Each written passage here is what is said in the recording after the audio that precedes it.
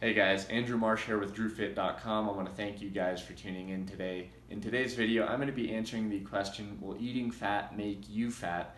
And this isn't a simple yes or no question. So let me give you the basics on the types of fat that are out there and what you should be avoiding and what you should be consuming.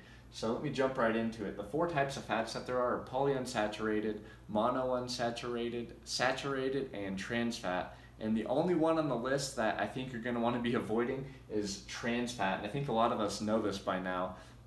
But essentially, trans fats are terrible for you simply because they are not found in nature and they offer you no benefit to your health. Matter of fact, there are actually certain studies that link trans fats to heart disease and lowering your brain cognition and leaving you susceptible to things like dementia, Alzheimer's, Parkinson's, and the list goes on and on. It's just not good for you in the slightest bit. And where you're going to find trans fat is going to be processed, man-made foods. Check your bag of chips that you're eating, cookies, donuts, the list goes on and on. And what they're going to market it to you as is 0 grams trans fat. But if you check the ingredient list and you see something called partially hydrogenated soybean oil, that is a hidden trans fat, and you're going to want to stay away from that at all costs if you want to be healthy. So my favorite fat is polyunsaturated fat, and you're going to find polyunsaturated fat in things like salmon, tuna, walnuts, flaxseed, and a bunch of other foods.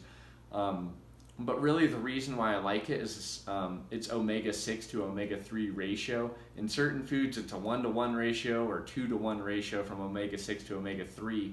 And the reason you want that in a good balance is because in today's modern diet, you're going to find certain ratios of omega-6 to omega-3 from 20 to 1 or upwards to 50 to 1 depending on the individual and what they're consuming. And that is going to leave you susceptible to a lot of sickness and disease. So you really want to get your ratio from omega-6 to omega-3 to about a 2-to-1 or 4-to-1, some people recommend, or even a 1-to-1 if you want to be an extremist. And another reason why I love polyunsaturated is the DHA in it. And if you know anything about DHA, just the basic overview, it's really great at repairing your body at a cellular level. It protects your mitochondria, which in my opinion is one of the most important things you can do for your health. If you know what mitochondria is, it's really the energy powerhouse of the cell, and it's actually responsible for producing water in your body at a cellular level as well and keeping your cells hydrated. So protecting your mitochondria is, bar none, almost number one, the most important thing you can do, especially in today's society. And what else DHA does is it protects you from heart disease and really improves your mental health as well. So really a lot of profound benefits from that. The next one is monounsaturated, and I put that right up there with polyunsaturated as well for being one of the best ones. But you're going to find these in more plant-based foods, certain things like avocado, olive oil, and nuts. And again, these have a really great omega-6 to omega-3 ratio. And saturated fat, now this is one that a lot of people disagree with, but me personally, through personal experience, I haven't had any negative effects with consuming foods that have lots of saturated fat. Eggs, meat, dairy, and coconut oil is where you can find that.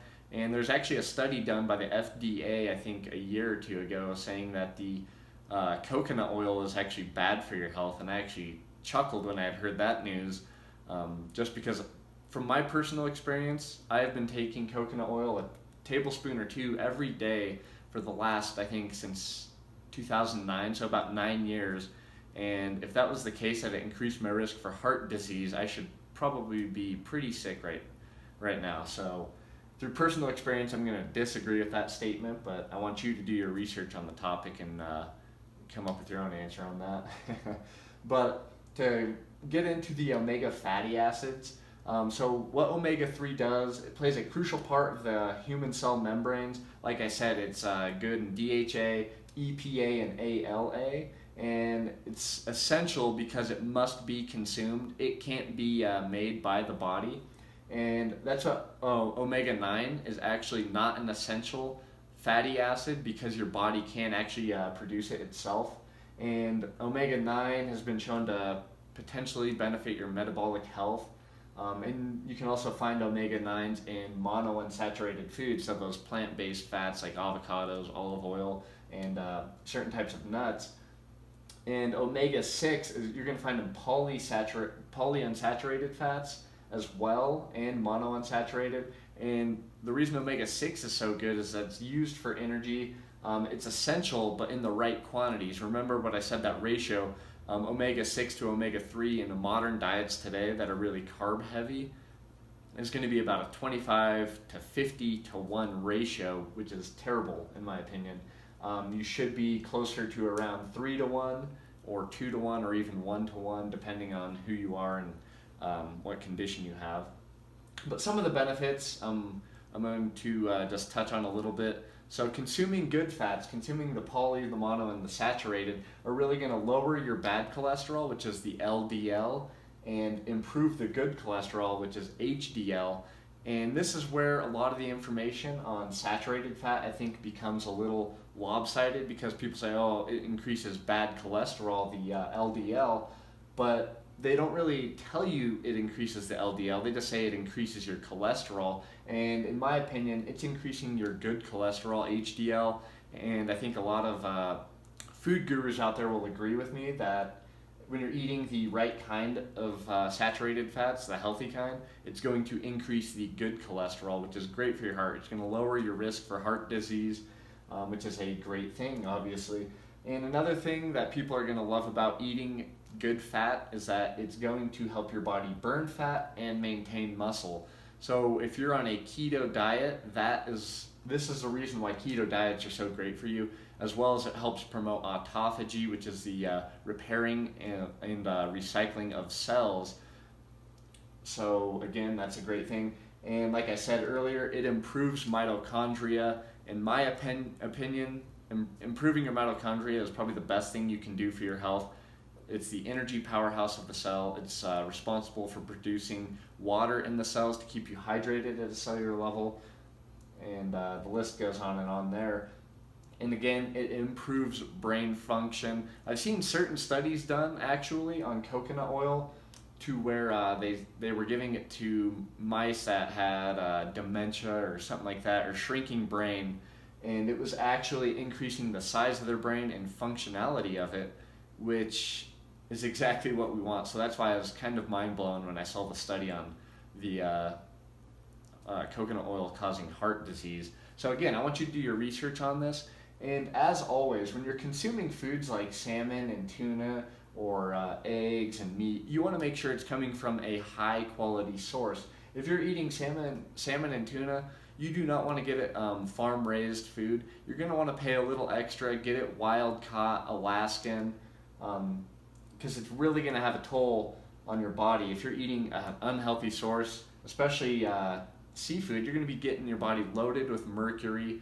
And to be honest, the omega-3 and 6 ratio is going to be out of whack because you can't get health from a sick animal, what Paul Chek said, and it makes complete sense.